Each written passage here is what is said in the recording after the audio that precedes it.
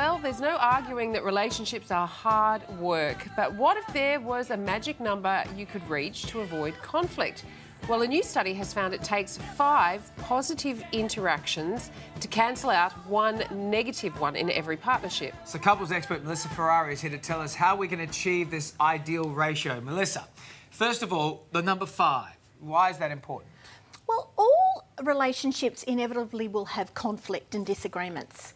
But what has been found by the Gottman Institute, who have done a lot of research since the 1970s, they have found that when there is more positive exchanges to negative, with the ratio of 5 to 1, a relationship is going to be a whole lot more successful. When you start to get more down into the 1 to 1, negative to positive, you're not looking good as a couple. Right. So to avoid any future conflict, you say it's important to have tough discussions face to face. The reason why face-to-face is important is because the brain's always searching for safety and security, and that my partner looks safe to me. So when you're looking in someone's face, you can really see the little nuances where they might be showing empathy. They might not be liking that you're fighting. You can actually see the sadness in their face. So that's why it's not good to do it on the phone or email and all text or anything like that. Arguments aren't good when you do that because you can't see your partner's face. Yeah. Now, this may be a bit self-explanatory, but you say displaying general interest in conversations with your partner can improve your relationship. Okay, asking open-ended questions that keeps the conversation going, maintaining that eye contact, staying open, showing some initiative around how you are with your partner, being really mindful. I know we talk a lot about mindfulness, but mindfulness in relationship where you're actually looking face-to-face with your partner and it's like you're saying, I see you. I see who you are. Yeah, not just like going, Exactly. sure, that sounds good. Yeah. Okay. Exactly. And little displays of affection can show that you're thinking of them also, right? That's right, little notes in their lunch boxes, those little texts that just says, I love you, you know, the emojis and the bitmojis nowadays where you can even put your own face on an emoji is really, really good. So those things that just keep things flowing throughout the day, connections, just reminds your partner, I'm thinking of you, you know, I'm not ignoring you and you're on my mind.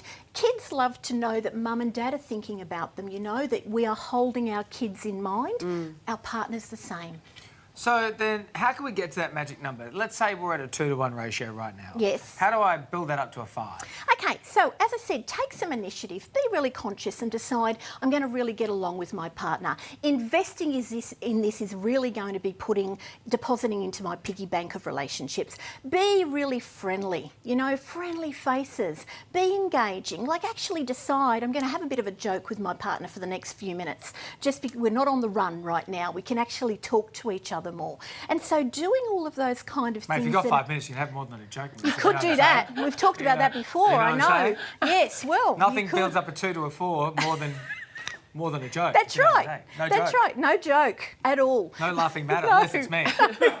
And staying open, especially in your expressions, being friendly, you know, the twinkle in the eye, that when you just look at your partner, just gaze at them a little bit, then says, you know, I really like who you are. Okay, but if you're doing all of that and they're kind of the one that's shutting you down, Yes. what do you do about that? Well, then you can sort of, you're in a state there where it's about different attachment styles. Some of us are more generous in our attachment and we like to get close. Yes, we're touchy-feely. That's right. Yeah.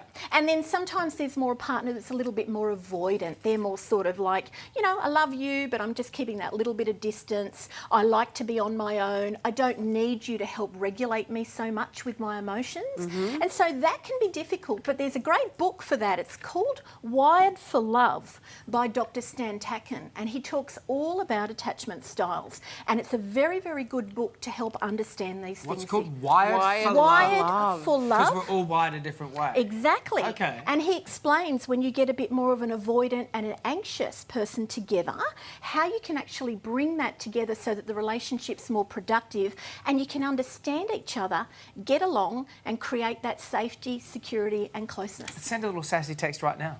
Yeah. Just do that while you're at home. Yeah, what a great idea. Just go, yo, what's up? There Yo, you you go. up? Just put that in. David, Send you're it an on. example for all of Australia. Am I though? Melissa, thank you for more relationship advice and brilliant advice too. Yes. Head to melissaferrari.com.au.